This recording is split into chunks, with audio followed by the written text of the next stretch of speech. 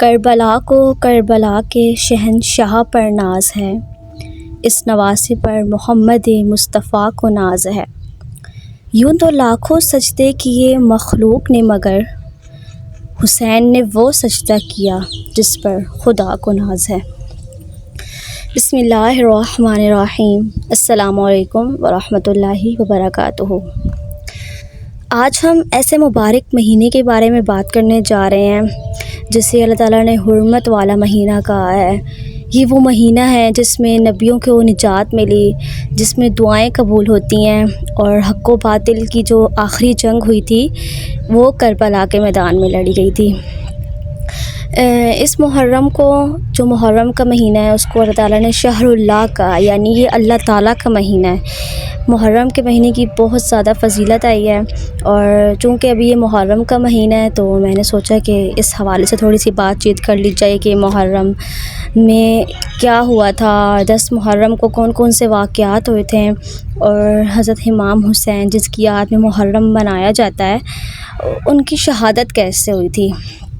اور کیا کیا اسلام کو مشکلات پیش آئی تھیں۔ یہ سب ہم آج کے ٹاپک میں بات کریں گے۔ اس کے بعد جو ہے نا، رمضان المبارک جو ہے نا کتنا بابرکت مہینہ ہے، تو رمضان کے بعد سب سے افضل روزے جو ہیں نا وہ محرم کے 9، 10 یا 10 اور 11 کے روزوں کو فضیلت حاصل ہے۔ تو سب سے پہلے ہم دیکھ لیتے کہ محرم میں کون کون سے واقعات ہوئے تھے، یعنی 10 محرم کو کیا کیا واقعات پیش آئے تھے اور 10 محرم کی فضیلت کیوں ہے۔ تو سب سے پہلے ہم دیکھ لیتے ہیں کہ محرم میں اللہ تعالیٰ نے آدم علیہ السلام کی توبہ قبول کی تھی۔ آدم علیہ السلام جنہوں نے اللہ تعالیٰ نے ان کو منع کیا تھا کہ اس درخت کا پھل نہیں کھانا، تو انہوں نے شیطان کی باتوں میں آ کے وہ پھل کھا لیا تھا، تو پھر اللہ تعالیٰ نے ان کی توبہ کو قبول کر لیا تھا، اور پھر انہوں نے معافی مانگی تھی، اور یہ جو توبہ قبول ہوئی تھی وہ 10 محرم کو ہی ہوئی تھی۔ اس کے بعد نوح علیہ السلام کی کچھ لوگوں نے انکار کیا تھا، تو اللہ تعالیٰ کے حکم سے نوح علیہ السلام کو اللہ تعالیٰ نے حکم دیا تھا کہ تم اپنی کشتی میں نیک لوگوں کو لاؤ، جس میں جانور بھی تھے، پرندے بھی تھے اور صالح لوگ تھے۔ تو طوفان آیا تھا ان کی کشتی پر، 6 مہینے تک وہ طوفان رہے تھا، اور آخر 10 محرم کو نوح علیہ السلام کی کشتی جوتی پہاڑ پر جا کر رک گئی تھی۔ اس کے بعد جب فرعون جو ہے وہ ایک سرکش تھا، وہ خدا ہونے کا دعویٰ کرتا تھا، تو تعالیٰ نے اب موسیٰ علیہ السلام کو حکم دیا کہ تم اپنی قوم کو لے کے چلے جاؤ۔ تو موسیٰ علیہ السلام نے سمندر پار کیا 10 تاریخ کو، اور 10 محرم کو فرعون کو اس سمندر میں غرق کر دیا۔ اس کے بعد یونس علیہ السلام، جن کو مچھلی اپنے پیٹ میں لے گئی تھی، وہ 40 دن تک مچھلی کے پیٹ میں رہے تھے، تو 10 محرم کو یونس علیہ السلام کو مچھلی کے پیٹ سے رہائی ملی تھی، اور جتنے دن وہ مچھلی کے پیٹ میں رہے تھے اللہ تعالیٰ نے ان کی حفاظت فرمائی تھی۔ اس کے بعد 10 محرم الحرام کو ہماری حمّہ ہوا اور آدم علیہ السلام کی میدان عرفات میں ملاقات ہوئی تھی، اور جب نمرود نے ابراہیم علیہ السلام کو آگ میں ڈالا تھا تو 10 محرم الحرام کو ہی حضرت ابراہیم کو آگ میں ڈالا گیا تھا، اور جو آگ جو ہے وہ ٹھنڈی ہو گئی تھی۔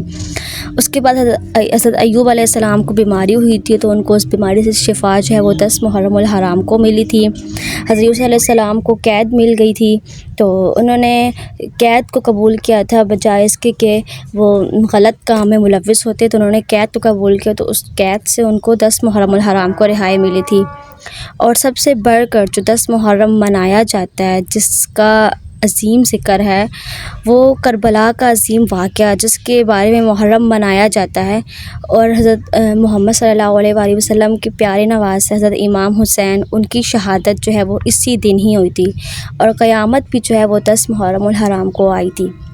پھر ہم نظر ثانی کرتے ہیں کہ کربلا کا وہ واقعہ، ان کی شہادت کیسے ہوئی تھی، اور وہ کیا دن تھا، کیوں اس کی اتنی فضیلت ہے، کیوں جو ہے وہ 10 محرم الحرام کو لوگ سڑکوں پہ نکل جاتے ہیں اور ماتم کرتے ہیں۔ تو مختصر سا واقعہ یہ ہے کہ خلاصہ یہ ہے کہ حضرت امام حسین نے، جنہوں نے یزید کی بیعت سے انکار کیا تھا، تو انہوں نے ظالم اور فاسق حکمران کے خلاف حق کا پرچم بلند کیا۔ انہوں نے یہ نہیں کہا کہ ہاں ٹھیک ہے، میں تمہاری بات مانتا ہوں، ہم اسلام کو دبائیں گے۔ انہوں نے اپنے نانا حضرت محمد کا ساتھ دیا، اسلام کو بلند کرنے کا ساتھ دیا، تو اس پر یزید بھڑک اٹھا، انہوں نے ان پر پانی بند کر دیا، 3 دن وہ لوگ بھوکے پیاسے تھے، بچوں کو بھوکا پیاسا شہید کیا گیا، اور عورتوں کے خیموں میں، ان کے خیموں میں آگ لگا دی گئی۔ اس سخت آزمائش میں بھی، اس سخت موقع پر بھی انہوں نے حق کا راستہ نہیں چھوڑا، انہوں نے کفاروں کی بات نہیں مانی، انہوں نے یزیدیوں کی انہوں نے پھر بھی بیعت نہیں کی۔ حالانکہ ان کے ننھے معصوم علی اصغر کو بھی شہید کر دیا گیا، جو کہ ابھی چھوٹا سا بچہ تھا۔ تو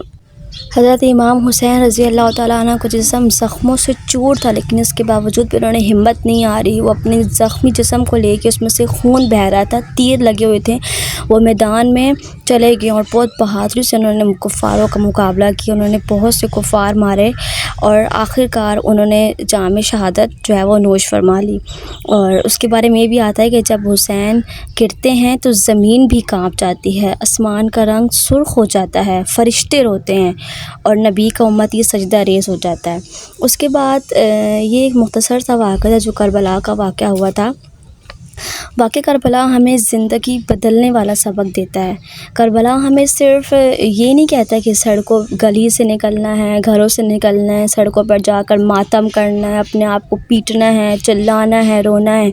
بلکہ ہمیں وہ سکھاتا ہے کہ کیسے ہمت سے اسلام کا ساتھ دینا ہے، کیسے کفاروں کا مقابلہ کرنا ہے، اپنے کردار میں کیسی مضبوطی لانی ہے، اپنی غیرت کو کیسے جگانا ہے اور حق کے لیے مرنے کا جذبہ دیتی ہے۔ تو اللہ تعالیٰ سے دعا ہے کہ اللہ تعالیٰ ہمارا شمار شہیدوں میں کرے، ایسے لوگوں میں کرے کہ جو اسلام کا جو ہے وہ نام بلند کرنے والے ہیں، اور اللہ تعالیٰ ہمیں استقامت دے اور قرآن و سنت پر عمل کرنے کی توفیق عطا فرمائے۔ وما علینا الا البلاغ المبین۔ جزاکم اللہ۔